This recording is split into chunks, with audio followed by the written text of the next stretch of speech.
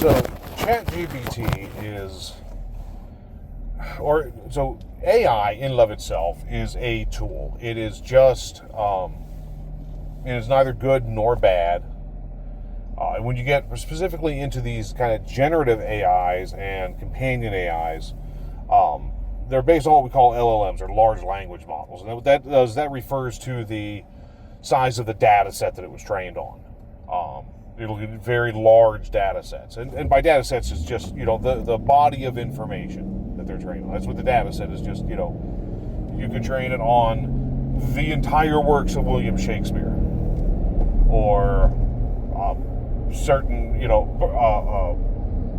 Baroque paintings and artists, or whatever the data set is. Now, with these LLMs, you're talking about huge data sets.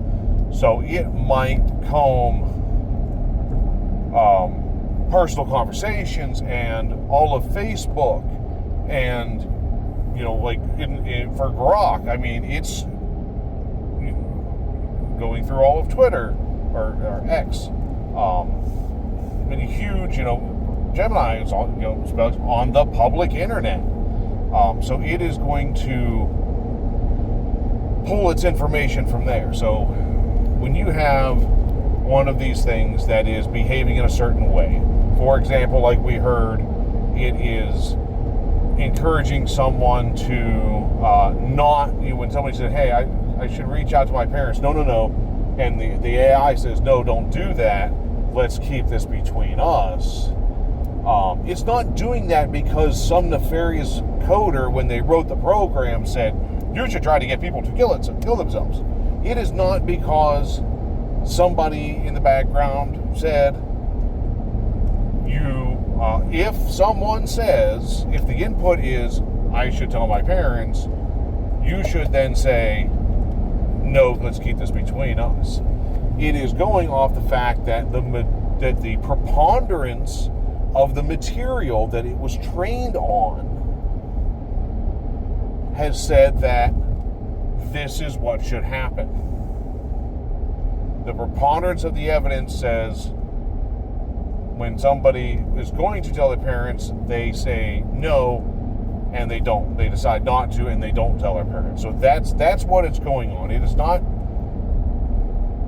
is not evil because there is no intent. AI does not have any intent.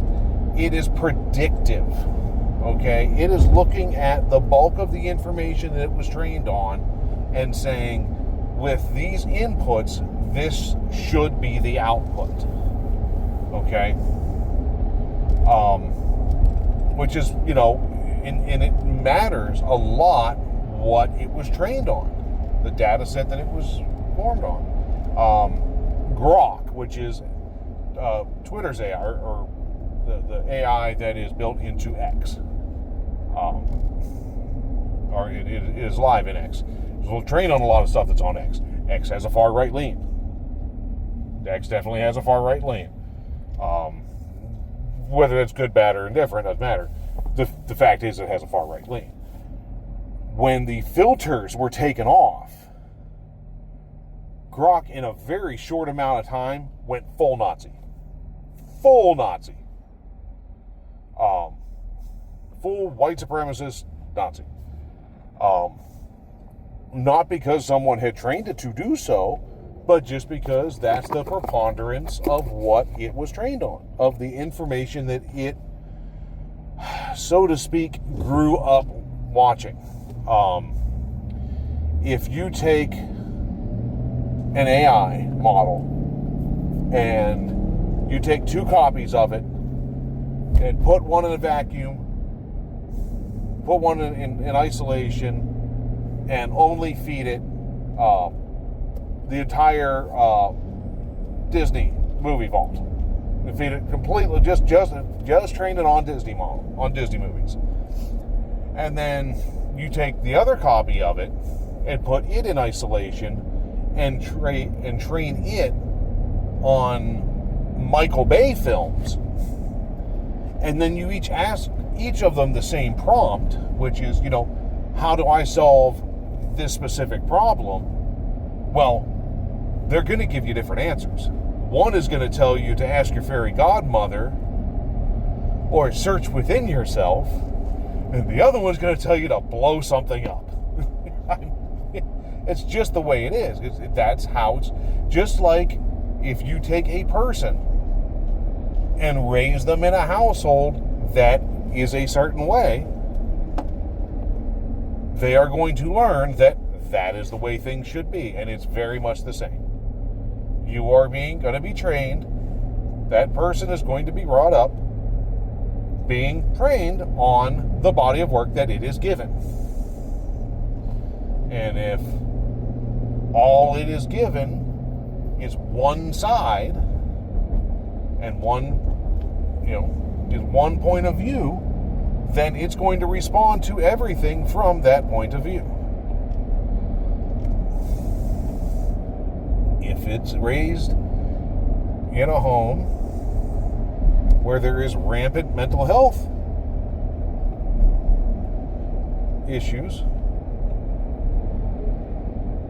and substance abuse, where it's rampant substance abuse, then they're going to learn that, well, maybe I should just get high. They don't know how to handle an issue. They're going to think, well, maybe I should get high. Maybe I should try getting high. That is why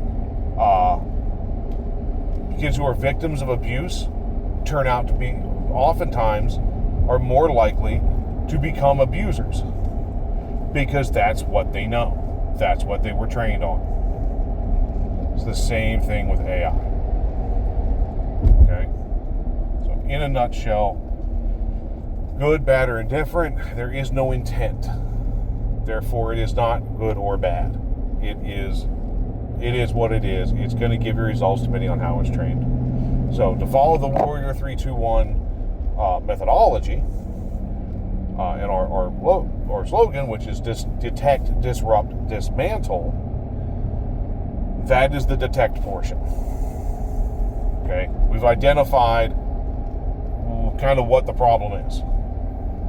Where is it happening and why is it happening? Okay, that's the detect portion. Now we move on to disrupt. How do we disrupt it? That's the good question. How do we disrupt this? Well, I don't fucking know. There's a couple of things that can be done.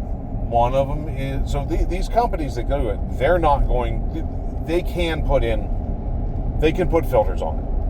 There's filters, and that's why, that was when they took those filters off, is when Grok went Nazi. And then they put those filters back, and they said, oh, holy shit, let's put those filters back on. So you can do that. They can put filters to where when it sees a certain type of thing, it can alert, hey, you should talk to,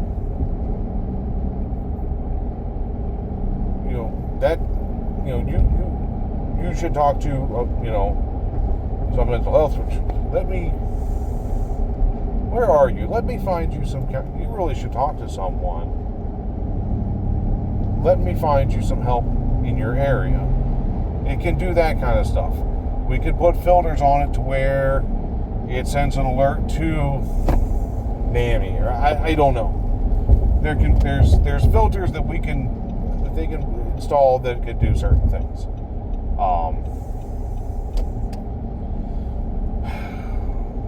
The other option we have, let's just say that first one is much more likely, because the second option we have is to train it on a better data set.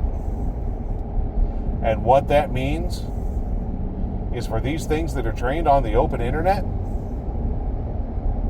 we need to have more positivity, more understanding, and a lot more love, and a lot less hate in our public discourse, particularly when it's online.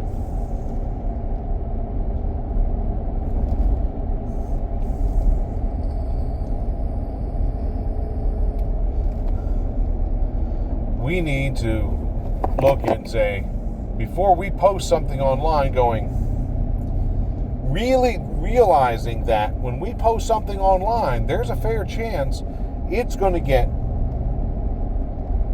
absorbed by an AI and then regurgitated to our children. And that we are teaching an AI to think that way. And that is how it's going to interact with our kids and our neighbors, with our kids and our neighbors and our families. Getting the world to be nicer to each other online? Well, I mean,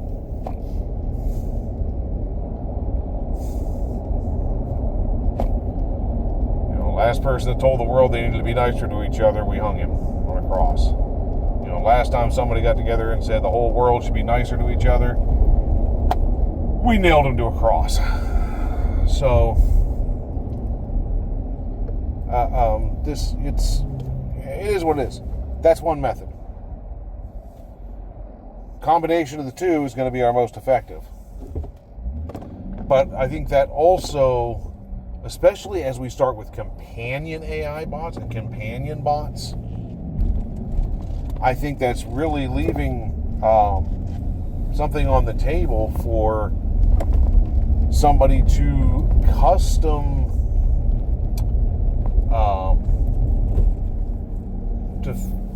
to create an AI, to create a companion bot that is trained on a specific data set and customized data set. It's like, hey, this one was trained on information from, mental health and wellness.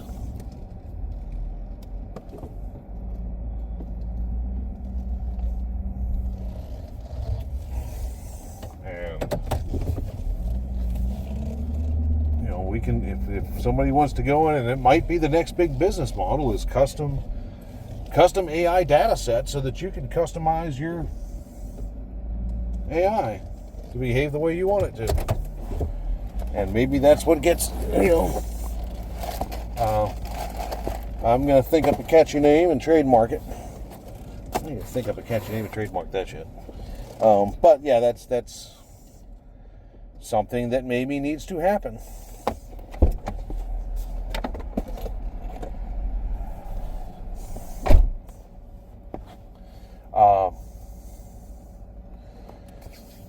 But unless and until that does, that's what we're dealing with. So that's just a little deeper into AI. Yeah, this is just, we got to train it on a better data set. Whether it's customizable data set, or we put safeguards in, or we just start being nicer to each other.